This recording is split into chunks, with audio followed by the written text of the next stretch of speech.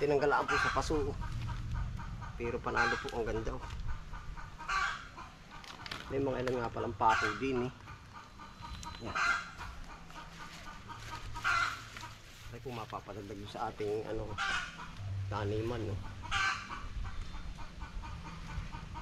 Panalo. Pag po ito yung sadya natin bibilhin, abay libo ari. Pagka tayo mahihilig sa halaman, mabigat din. Ang ganda po ba ng pagkaguhit niya? Kaya sabi ko panalong panalo. Ayun po, lusong po tayo ngayon ng bukid.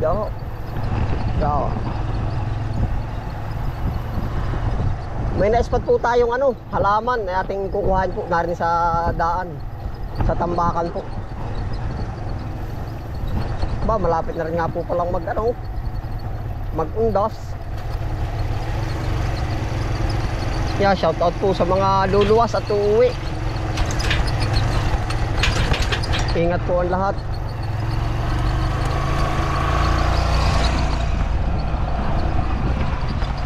May na-spot po tayong halaman na ating kukuhain. Maganda po ari.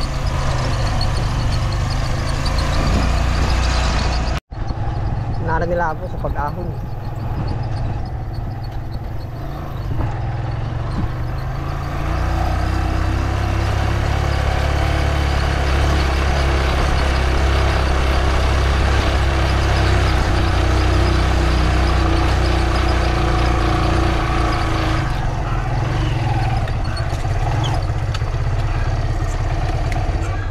Sa gilid pagkagaganda. Inaay po, nakatambaklaan din. Yan ang gaganda po. Dulas.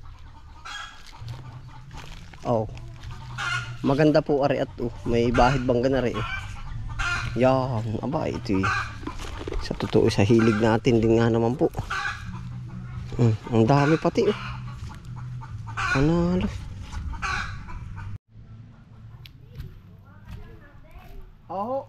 Ari po ba'y dinispos mo na? Ay sayang, ba't po inano mo na? Misa po rin nakakaumay na rin Ay, ahingin ko na nga po pati. Naay po, ako ibablog pati. Ay, pabili pala akong bangko mamaya. Ilan po? Sige po. Pag papalitan ko na lang na rin Naay po, pagkagaganda. Ari. Yan ang gaganda po. Aba, ibig ko sabihin pag rin napapaso at rin napalagay sa medyo maganda-ganda tindahan mahal napresyuhan ka na rin ng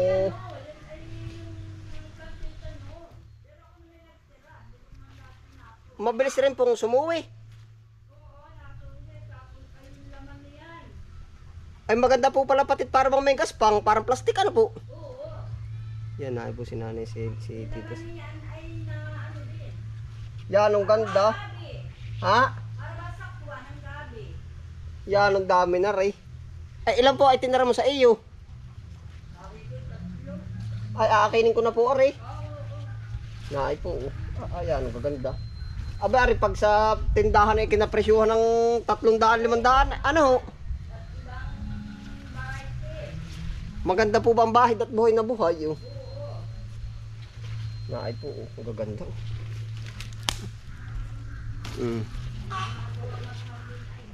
Ay ari po kayo pwede sa tahaw. Yung sa naiinitan. Ukanlong yang ayun tinamnan.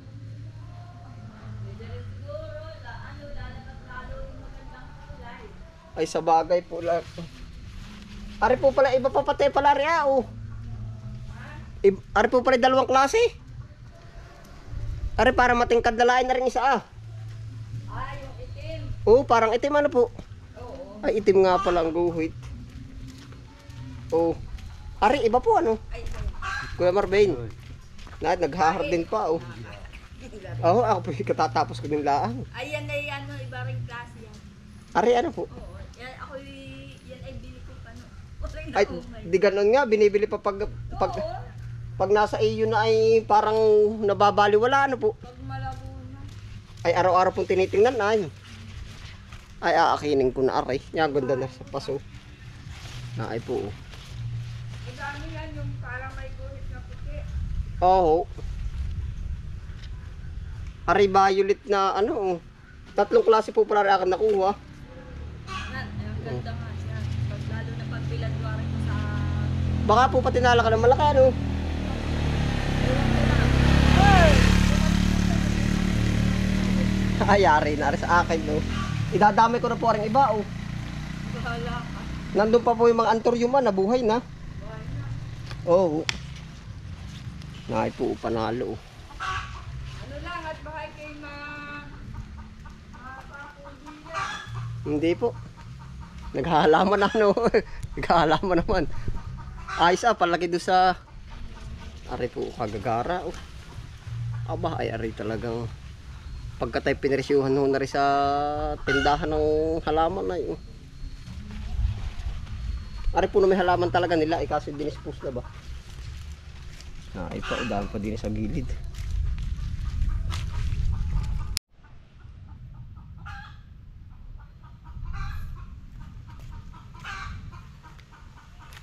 Ari pa po medyo natabunan lang. Maganda siya at buhay na oh. Tinanggal lang po sa pat. Laki eh.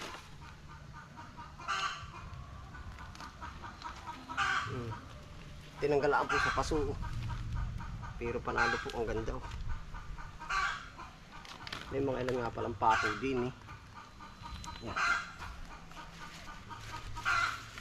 Ay po mapapadagdag sa ating ano taniman no. Panalo oh. Pag po ito yung sadya natin bibilhin, abay libo ari. Oh, pagka tayo mahihilig sa halaman, mabigat din. Oh, ang ganda po ba ng pagkaguhit niya? Kaya sabi ko panalong panalo. Bigat.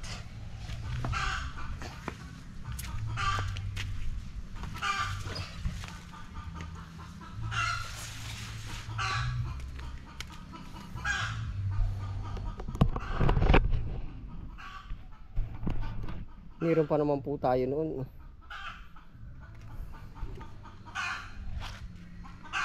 Ito mas makapal na rin po yung ganito natin. Ito mas makapal na po sa atin.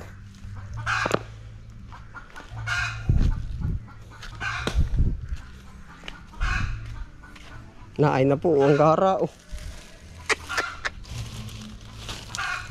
Buhay na buhay.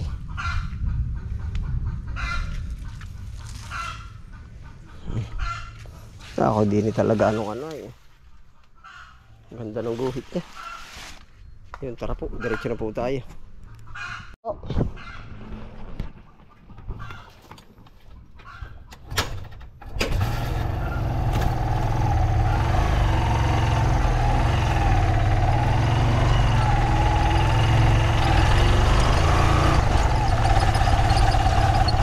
Yan po yung spot ko na kanina, sabi ko babalikan kita.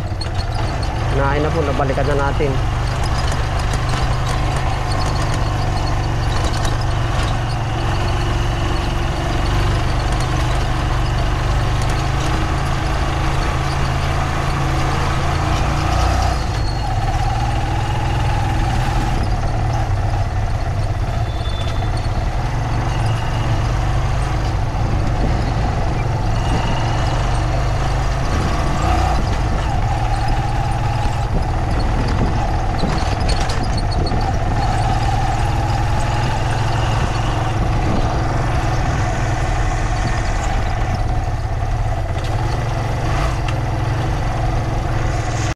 Ayan po, andito na po tayo. Ano po?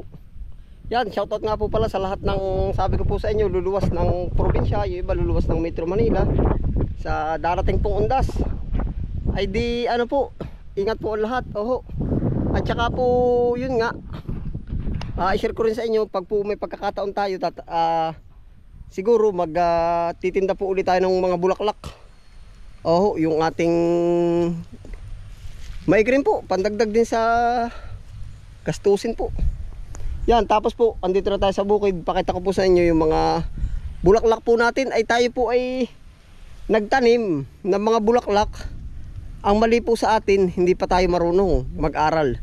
Gawa po ng may mga inilagay tayo sa silbing taniman po ay hindi po umabot sa pagbulaklak. Parang ang tagal. Natagalan ho ako. Pero ito ho naman yung mga i-arrange natin na bulaklak. Yan, arin na ho. Yan, ito po. Malapit na po. Ilang days na lang po. Hindi siguro. Arrange natin, i-harvest natin ito yung mga bulaklak. Tapos ay di, yun nga po ang ating gagawain. Yan. Kamukha po nito, hindi natin inaasahan. Sabi ko parang napabilis yung tanim. Ay siya pa yung sasakto. Yan. Ilang days pa rin sana na may umabot. Ano po. Yan, ito pa po. Yung iba.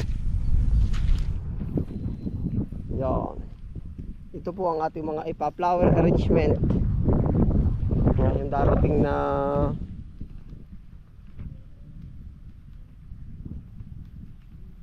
October tapos. Wow.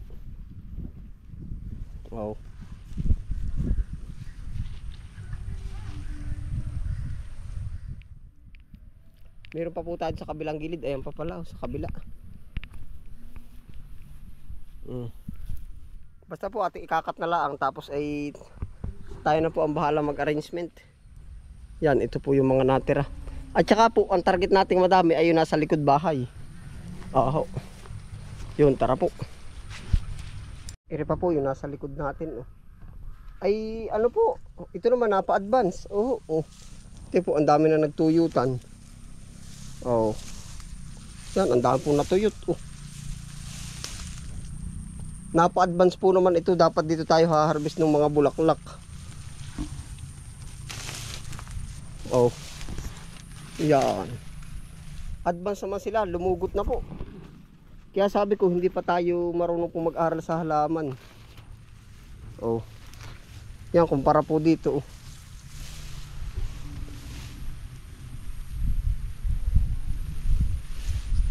Kumpara po dito na mapakanabangan pa sana. Yan.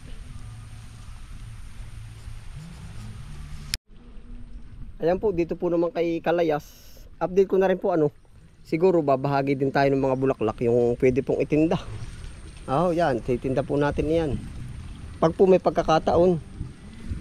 Yan. Siguro ating anuhin po ito. Basta gagawin po natin ang arrangement yan. Kasi ito yung magagandang bulaklak po.